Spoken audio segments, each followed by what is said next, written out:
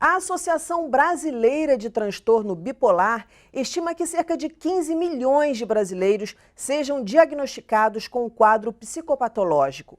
O número representa pouco mais de 7% da população do Brasil. Apesar de o levantamento considerar apenas adultos, crianças também podem apresentar o transtorno. No programa de hoje, eu vou conversar com especialistas para saber sobre diagnóstico, tratamento e vivência de pessoas com bipolaridade, tanto na fase escolar quanto na vida adulta. Então fique ligado, está no ar o Educação.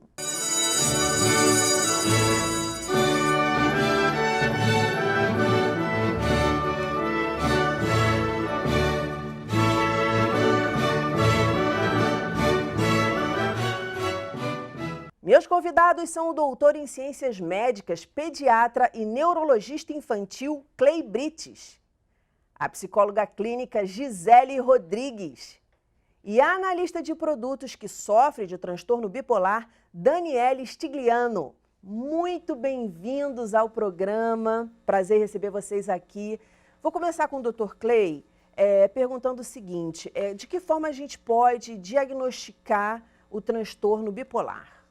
Olha, a primeira coisa, o que é muito importante, e antes de tudo, grande prazer estar aqui com vocês, é conhecer bem o seu filho e começar a perceber que as reações dele não são reações típicas de uma criança. A gente sabe muito bem que crianças também ficam tristes, ficam alegres, são agitadas, mas em algumas situações, alguns comportamentos podem deixar os pais preocupados. Então, crianças que apresentam reações muito exageradas, alterações de humor, que não se explicam pelo ambiente da casa, atitudes que a criança toma, que são atitudes exageradas frente a uma situação desproporcional, aquelas crianças que do nada se isolam, não querem brincar, não querem conversar, querem ficar no canto delas e com menos de 5, 6 anos já começam a querer ter determinados gostos muito estranhos ou inadequados, parecendo um adolescente precoce. Também? Esses sinais Uau. são sinais que podem ser gerados por um transtorno de humor bipolar. Certo. Agora, você falou em crianças. Vamos falar de adultos também. E nos adultos, como é que esse diagnóstico ocorre? Como é que a gente pode detectar isso? Ou realmente suspeitar que nós, né, a própria pessoa, sofre disso? Sim, no adulto que se vê, principalmente, são as oscilações de humor. E oscilações de humor espontâneas, sem motivo aparente, de uma hora para outra. Lógico que também podem ser motivadas por alguma situação negativa ou um conflito emocional. Mas podem acontecer do indivíduo mudar de humor de uma hora para outra. Não só a mudança de humor para baixo, Dani, mas a mudança de humor para cima, que a gente chama de mania, ou humor eufórico, que é quando o indivíduo fica extremamente alegre, falando demais, falando acima do que se deve, sem qualquer inibição, e passa a ter uma atitude, vamos dizer assim, uma certa mania de grandeza, de achar que está por cima de todos e tudo que ele ouve é insuficiente para ele achar que é bom para ele. Ele acha que tudo que ele faz está acima dos outros. E a oscilação pode ser para baixo, quando o indivíduo entra num estado depressivo, ele não quer falar com ninguém, ele se acha uma pessoa ruim, baixa autoestima, autoconceito negativo, ele quer ficar isolado, ele não quer falar com ninguém, e naquele dia ele acha que nada vai dar certo, pessimista, e nessas mudanças o adulto pode ter ideação suicida. Nossa, que sofrimento. Crises psicóticas, começar a ter julgamento inadequado das coisas, ou começar a pensar de um jeito estranho, tomar decisões sem ter base na realidade.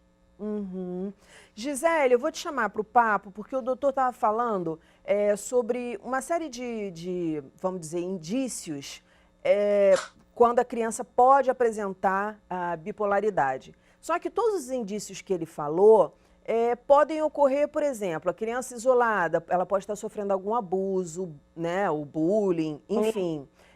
Ele falou de uma série de coisas que se encaixam em outros diagnósticos também.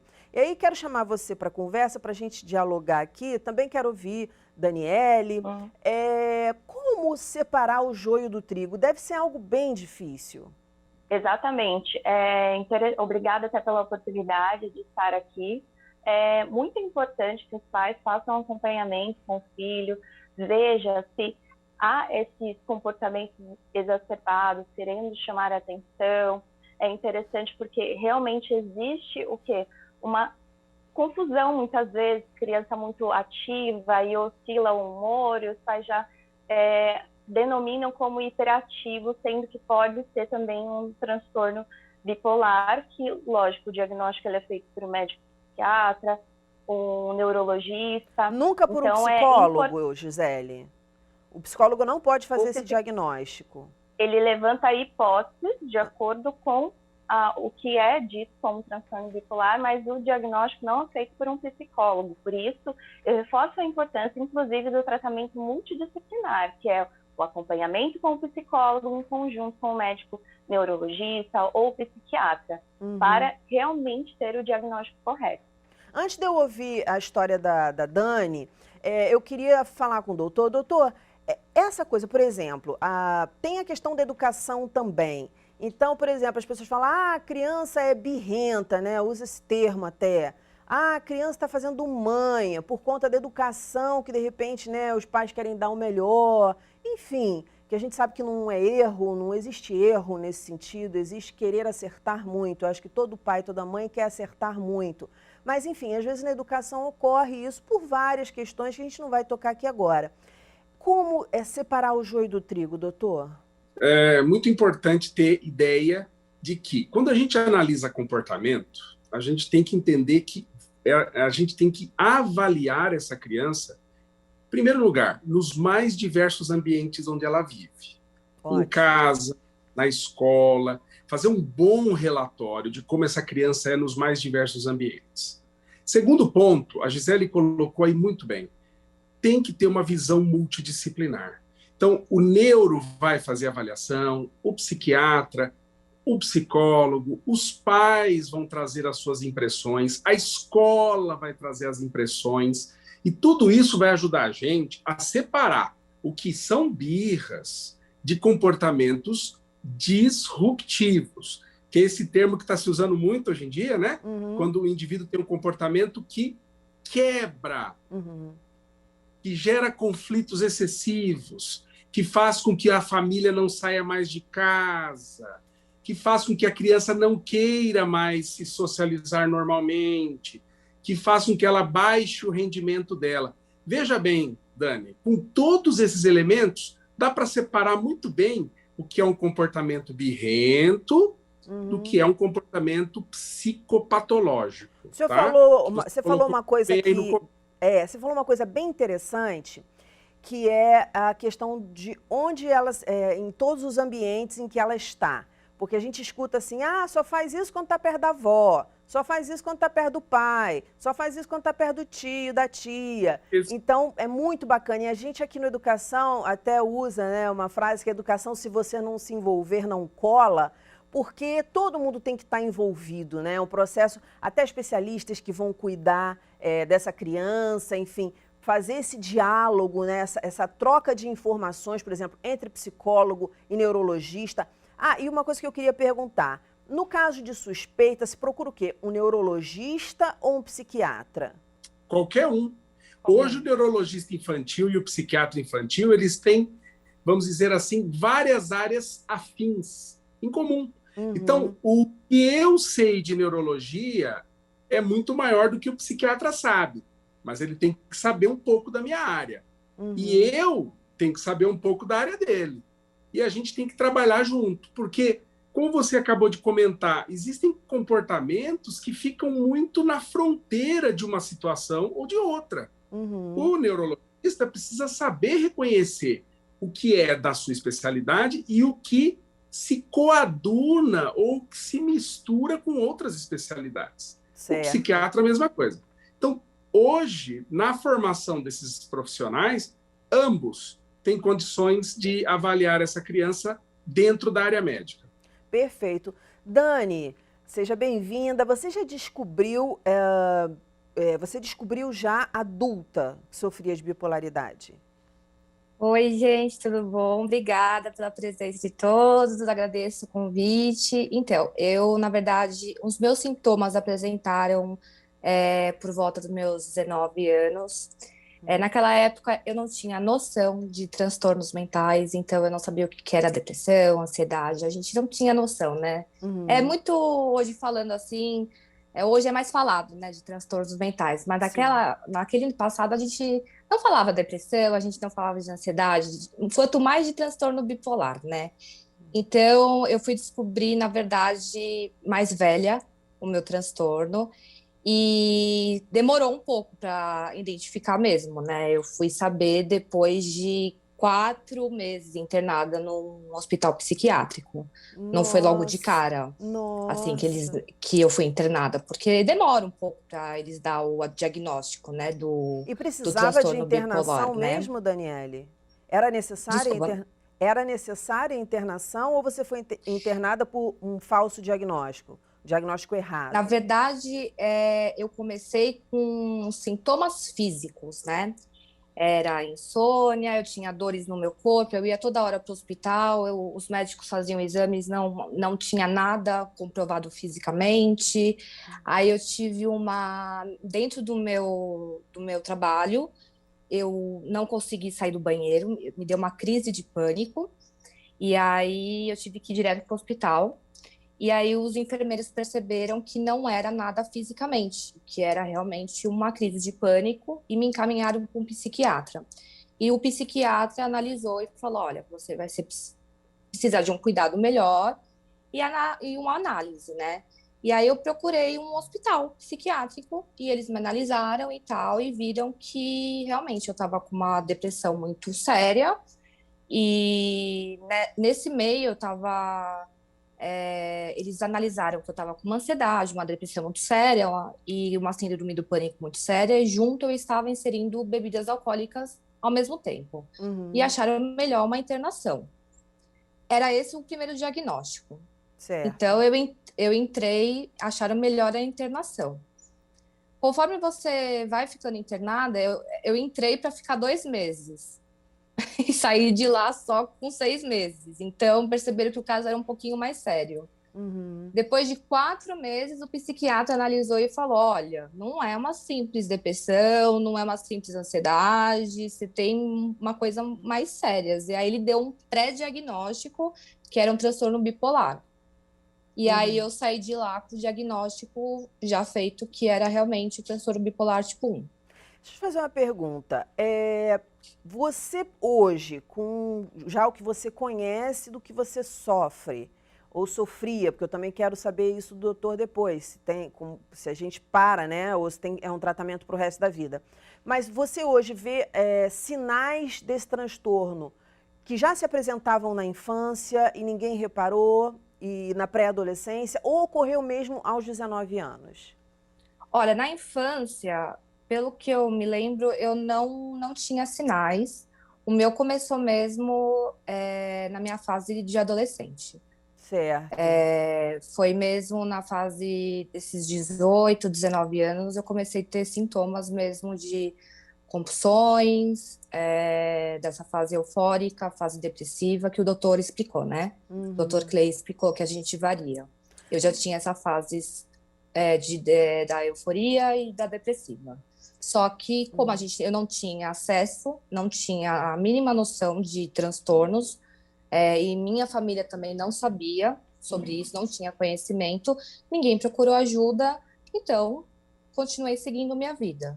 Foi quando tudo estourou, quando eu tinha meus 25 anos. Ah, Foi tá. quando Então tudo começou com aconteceu. 19 esse quadro, e aí você foi internada com quantos anos? Eu fui internada em 2017. Doutor, é possível, eu não gosto de usar essa palavra cura, né? Parece um negócio tão... Mas é possível que a pessoa se livre, não sofra mais disso, não precise mais de tratamento depois de um certo tempo, ou é um tratamento que ela tem que levar para o resto da vida? É um tratamento crônico para o resto da vida. Porque o transtorno bipolar, ele é considerado um transtorno que leva a alterações emocionais profundas de natureza neurobioquímica. Você tem uma alteração no neurônio, o neurônio, vamos dizer assim, ele está estável e, de repente, ele desestabiliza e leva o indivíduo a ter uma mudança de estado de humor. E isto não tem como controlar espontaneamente. Você chegar e falar, olha, segura aí que eu estou ficando mal-humorado, segura. Não, não tem. Isso vai acontecer de uma hora para outra espontaneamente. Isso pode se instalar de súbito, como pode se instalar durante algumas oscilações durante o dia, vai piorando, e dentro de 3, 4 dias a pessoa está totalmente descontrolada. Então, é um processo geneticamente determinado, que leva a alterações neurobioquímicas e que não tem como controlar isso sem a utilização de recursos medicamentosos. Então não tem como a pessoa, estou me sentindo bem, não preciso mais, né? Então tem que tomar remédio para o resto da vida. É isso que o senhor está dizendo? Sim. Até porque ela pode estar numa fase até eufórica, achando que não precisa de mais nada. Acontece muito, não é? Dani, e é isso que eu ia interromper você, o doutor e você agora. Sim. Que aconteceu comigo muitas vezes. Foram 3 quadros que eu tive muito sérios e que eu quase precisei de internação 2 vezes. Eu internei uma vez e quase precisei de 2 mais internações, porque eu parei 3 vezes meu tratamento. Porque eu achei que eu não precisava mais eu estava bem, eu achei que eu estava bem, estabilizada, e falei, não preciso mais. Não então, vou eu parei tomar as mais medicações. esse remédio. Parei medicações, parei a psicóloga, porque é tudo um conjunto, né? São hábitos. Então, você é psicóloga, as medicações, e é alimentação, exercício físico, é tudo coisas boas para sua vida. É você bebida alcoólica, você não ingere mais e tal. E aí eu achei que eu não precisava mais disso, parei tudo e mudei tudo de novo meus hábitos. Comecei de novo a ingerir bebida alcoólica, parei as medicações, parei minha psicóloga. O que acontece? Você fica um período estabilizado, depois o que acontece? Você volta de novo, aí eu caí de novo na fase depressiva e continuou minha vida de novo. Aí, de novo, você vira uma loucura, uma montanha-russa, volta tudo de novo. E aí eu precisei de ajuda novamente, um terrorismo, e aí demora muito tempo para você estabilizar e voltar. E dessa última vez, que foi em abril do ano passado, eu falei, eu nunca mais vou cometer esse erro. E eu estou em tratamento desde abril, eu não tive nenhuma crise assim mais séria. Eu estou, vamos dizer, estável a gente nunca fica 100%, né? É impossível. Acho que nem o ser humano também é 100% estável, né, na vida. Mas vamos dizer que eu não essa crise forte que eu tenho, que eu acho que é uma das piores, né? Que para mim é a depressiva, não tive mais. Mas eu já tive 3 fases que eu desisti do tratamento, larguei porque a gente acha que tá bem, que não precisa, e larga o tratamento, para a medicação. E muitos bipolares fazem isso mesmo, por achar que a gente tá bem, que tem cura e que não precisa mais do tratamento médico. Por isso eu fiz a pergunta. Gisele, como é que é o tratamento psicológico? Como é que é o acompanhamento psicológico? O acompanhamento através das sessões de psicoterapia, particularmente são indicadas a psicoeducação, a terapia cognitivo-comportamental. Dentre aí as vertentes da psicologia, eu particularmente trabalho com essas 2. Através da psicoeducação, nós, em conjunto com o paciente, o qual acompanhamos, informamos ali, entendemos o que é esse transtorno, a importância do uso da medicação. Então, dentro do processo aí de psicoeducação, passar a ele, os seus familiares, também a importância desse tratamento e da rede de apoio familiar. Inclusive, na terapia cognitiva, nós buscamos o quê? Aliviar o estigma que tem por trás desse diagnóstico. Porque, além da sensação de persecutória, muitas vezes até no ambiente de trabalho, pacientes com esse diagnóstico têm normalmente a sensação de que as pessoas estão falando sobre ele, por conta até o doutor pode falar melhor das oscilações de humor muito frequentes. Então, na terapia, nós buscamos até trazer uma leveza do dia a dia, criando estratégias em conjunto mesmo, para que isso seja possível, uma clareza sobre o que realmente é o diagnóstico. Gisele, há muita resistência, porque, por exemplo, a Daniele falou, eu parei 3 vezes. Há muita resistência. Como é que ela ocorre? O que as pessoas dizem? Não quero tomar remédio, ou não sofro disso, não, meu filho não tem isso. Como essa resistência geralmente se manifesta nos pacientes? Sim, por conta das ideias, muitas vezes de grandiosidade, elevação exacerbada da autoestima, eles sentem que não precisam do tratamento e que podem resolver tudo sozinho, mas assim como outros transtornos, precisa de ajuda e auxílio. Então eu percebo que sim, acontece muito, principalmente nos momentos ali que com a crise muito mais elevada, e aí é o papel do psicólogo que faz o acompanhamento, reforçar que também a busca por ajuda, ela é um sinônimo de coragem, de ir em busca desse tratamento. Muita então, coragem. Também, exatamente, porque é muito difícil ser diagnosticado, também ficar procurando subsídios internos. É uma forma de negação. Eu vejo muitas pessoas... É mais fácil sempre a gente ficar entre aspas, né? Porque não foi conforto nenhum que a Dani passou, mas zona de conforto no sentido, não vou me mexer. Agora, como falam, né? Olhar para os próprios, né? Para as próprias questões é algo muito complicado, e não só com pessoas com bipolaridade. Por isso, a pergunta. Doutor, eu queria saber, porque a Daniele, ela diz que aos 19 anos que ela tem a primeira lembrança de se tocar que estava com algum sintoma. E você falou ao mesmo tempo que essa é uma questão genética, que é uma questão de substâncias químicas no nosso organismo, de neurônios também. Então, a Dani já nasceu com isso e só se desenvolveu depois. Como é que isso acontece? Pode ocorrer? Pode. A predisposição genética nasce com a pessoa, mas a manifestação do transtorno, ela é muito variável. A grande maioria dos pacientes começam a ter sintomas do transtorno bipolar na entrada da adolescência. E o pico ocorre lá entre 17 a 25 anos. Foi bem o período em que a Dani teve. Mas, o que a gente vê? 1 a 2% dos pacientes com transtorno bipolar podem começar nos primeiros 5 anos.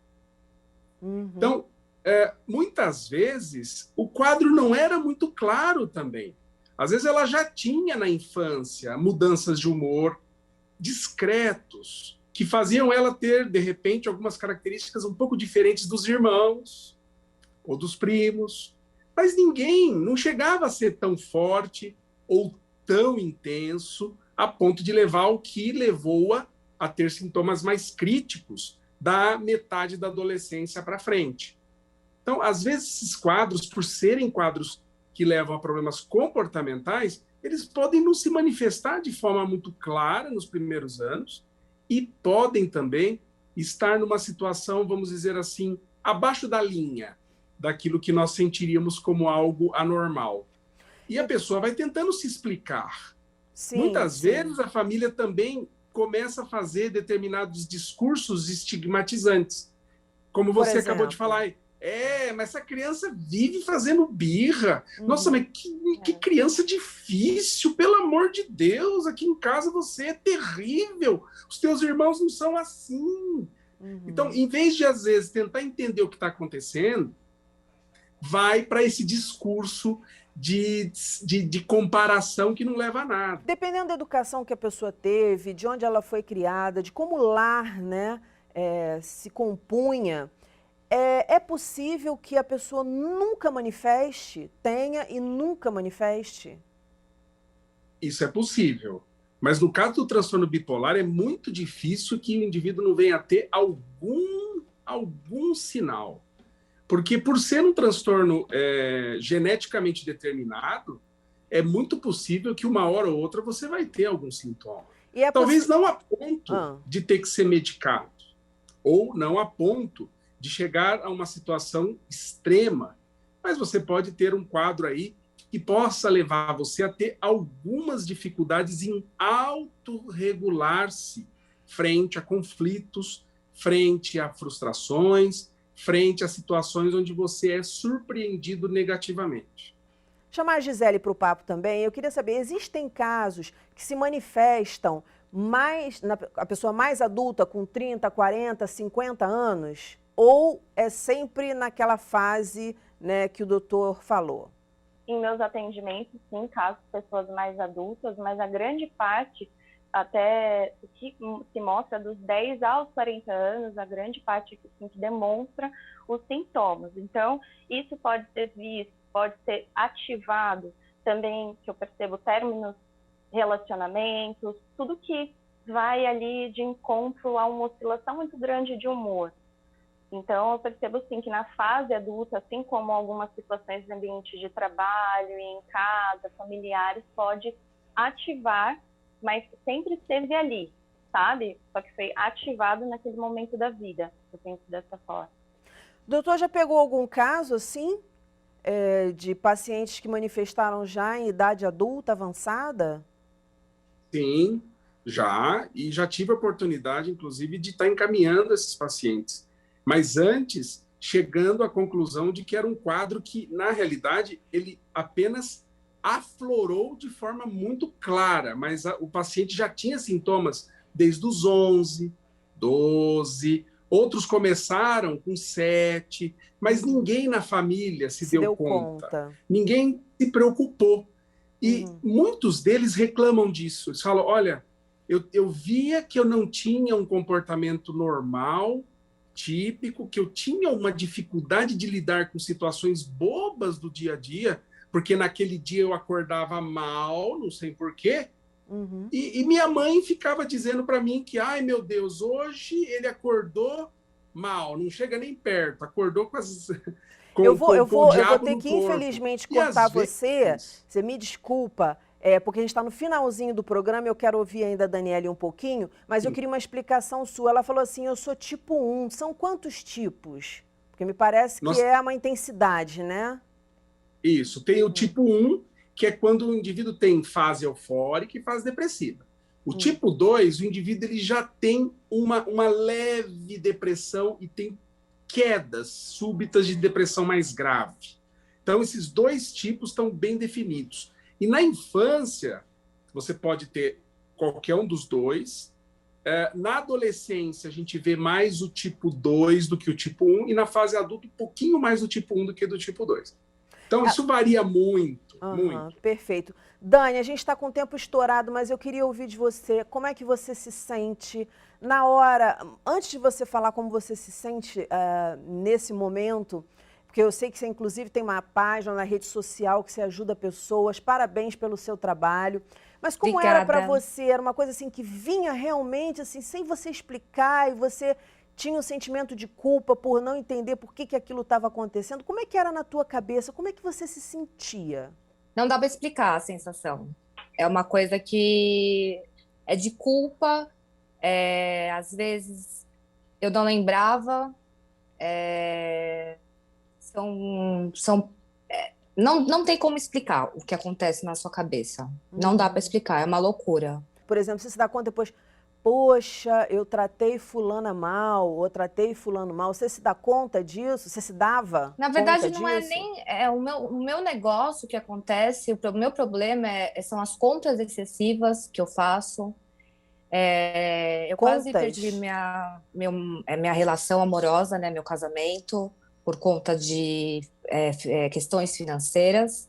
O meu buraco já é mais bem baixo, né? A questão de compulsão alimentar, a questão de compulsão por bebida, a questão por gastos.